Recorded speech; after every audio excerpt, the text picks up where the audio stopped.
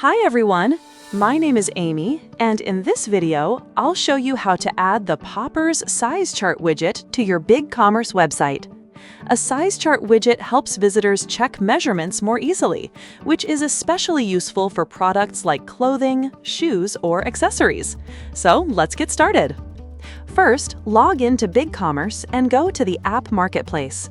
Install the Popper widget from there, and once it's installed, the Popper dashboard will open automatically.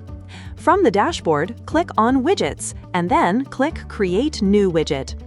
Now search for Size Chart in the widget library and open it.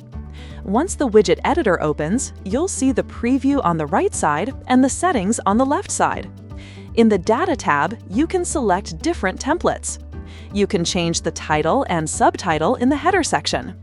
In the footer section, you can also update the disclaimer text. In the measurement table, you can edit the table values and add new rows as needed. Next, go to the Templates tab. Here, you can choose different template styles. Then go to the Trigger Button section.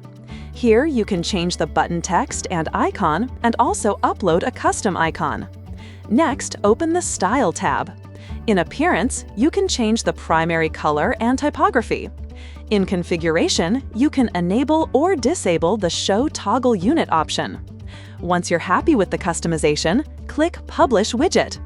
After that, the installation code will appear. Copy the installation code. Now go to your BigCommerce page builder, add an HTML block, and paste the code inside it. Then click Save HTML, and after that, publish your website. Once your website is live, refresh the page, and your widget will appear successfully. That's it for this video. I'll see you in the next one.